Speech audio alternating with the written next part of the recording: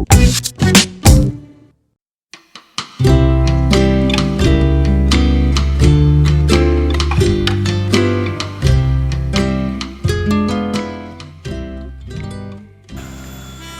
zaman relawan, nek rang relawan, ora keduman. Begitu yang tidak ditulis oleh Raden Ngabei Ronggowarsito. Untuk zaman gila ini, jika tak gila atau medan atau berlagak gila bin edan, tidak akan kebagian. Dan Jokowi telah dengan sukses mengubah makna kata relawan menjadi cara atau anak tangga menuju karir masa depan. Pada zaman Jokowi Pilpres 2014, tidak sedikit relawan mendapat berbagai hal dari Jokowi, mulai dari jabatan, fasilitas, dan kemudahan, di samping bonsas bansos tentunya. Berlanjut pada Pilpres 2019 dan puncaknya dalam Pilpres 2024, bergiat politik antara lain juga dipicu dan dipacu oleh kepentingan dan tujuan dalam ukuran pragmatisme dan oportunisme. Berpolitik tanpa ideologi kecuali kepentingan masing-masing bisa terjadi. Ikutan jadi tim sukses juga bisa terjadi lebih karena mimpi masuk lingkar kekuasaan. Politik uang begitu marak.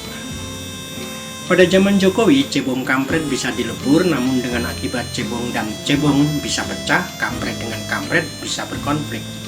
Diferensiasi nilai dalam politik menjadi kacau balau.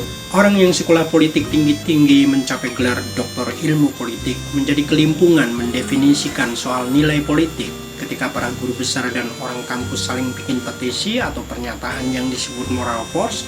Dimunculkan pula orang kampus untuk menegasi dan mereduksi. Untuk itu polisi turun tangan meminta orang kampus bikin pernyataan tandingan yang bikin adem alasannya. Sedikit refleksi dalam versi Fahri Hamzah mengutip pernyataannya dalam podcast dengan Deddy Corbuzier 6 Februari.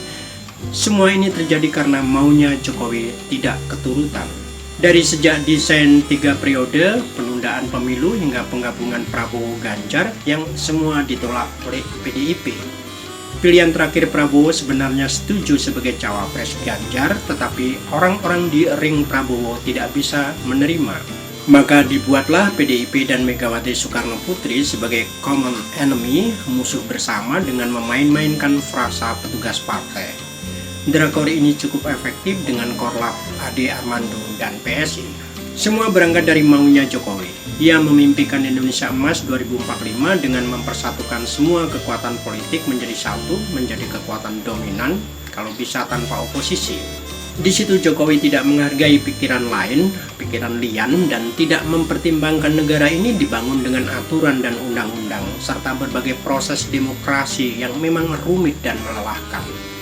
Tetapi tanpa penghargaan atas nomokrasi, kedisiplinan dalam hukum, maunya Jokowi membuat kacau balau semuanya. Kekacauan demi kekacauan nilai menimbulkan ketidakpastian. Sejak dimulai dari Presiden Jokowi yang tak punya sikap atas keputusan Mahkamah Konstitusi nomor 90 tahun 2023 dan kemudian apalagi pemakai manfaat ternyata anaknya sendiri. Lepas siapa yang menginginkan hal itu menjadikan ketua MK adalah adik ipar Jokowi dan paman Gibran dicopot dari posisi ketua MK. Oleh MK divonis melakukan pelanggaran etik berat.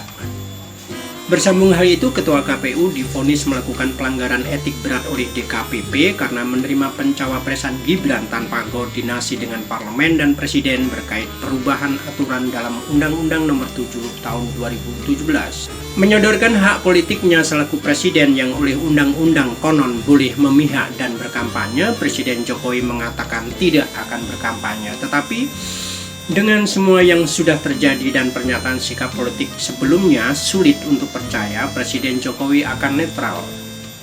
Kalau tidak akan berkampanye, yang pertama, masa kampanye tinggal 2 hari lagi ketika video ini diposting.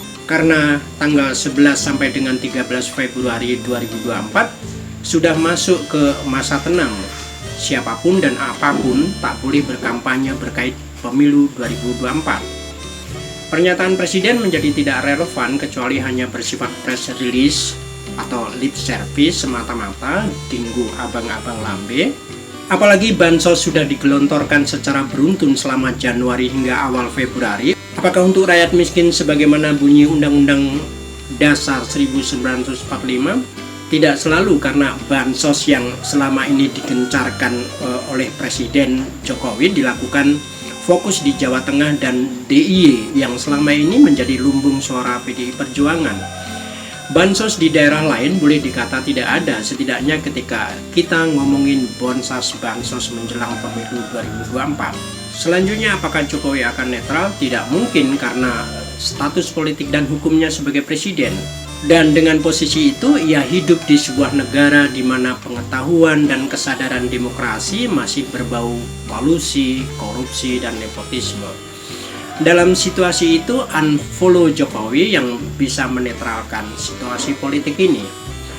Kalau standar penilaian dan standar kepentingan politik Jokowi sama dan sebangun dengan esensi demokrasi tentang meritokrasi, mungkin tidak akan kontroversial.